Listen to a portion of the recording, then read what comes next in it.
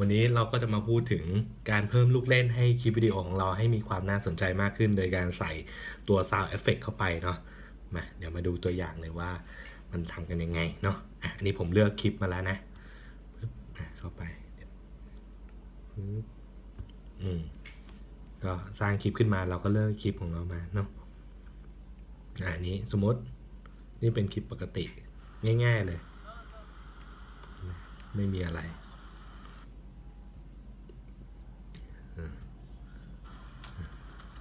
มีแกะวิ่งเห็นไหมแต่ว่า Sound Effect เนี่ยจะช่วยให้คลิปวิดีโอของเราเนี่ยเพิ่มความน่าสนใจมาได้ในระดับหนึ่งเลยเดี๋ยวมาลองดูเลยวิธีเลือกก็คือนี่มาที่เครื่องใหม่บวกด้านนี้แล้วก็ไปที่ Audio แล้วก็เห็นไหมในเครื่องเราเนี่ยมันจะมี Sound Effect ที่เป็น Default อยู่แล้วปึ๊บก็เลือกไปตรงนี้มีหลายเสียงให้เลือก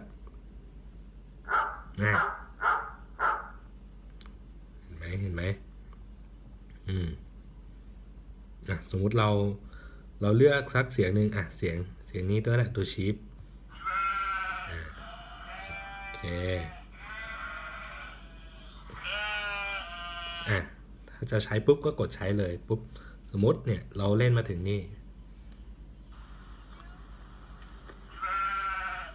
เห็นไหมเนียนไหมเนียนเหมือนแบบตัวแพทตัวนี้ร้องเองไหมอันนี้ก็เป็นวิธีการหนึ่งที่จะช่วยให้ตัวคลิปของเรามีความน่าสนใจมากขึ้นโดยการเพิ่ม Sound Effect เข้าไปก็อย่างที่บอกนะมี Sound Effect หลายๆเสียงเลยก็เนี่ยลองกดเลือกดูก็ได้ว่าแต่ละเสียงเป็นยังไงพวกนี้คือเป็น Sound Effect ที่มากับในเครื่องนะเราสามารถไปหาจากข้างนอกแล้วก็โหลดเข้าเครื่องมือถือเราก็ได้แล้วก็เอามาเนี่ยใช้ตกแต่งวิดีโอเนี่ยครับก็จะช่วยเพิ่มความน่าสนใจให้กับวิดีโอของเราเนาะโอเคนี่กดดันเข้าไปงดเพลงมาไปถึงตำแหน่งเมื่อกี้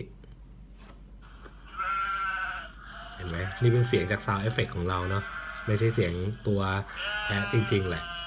เห็นไหมก็จะช่วยให้เพิ่มความน่าสนใจมากขึ้นก็ลองไปเล่นดูกันได้เนาะโอเคครับผม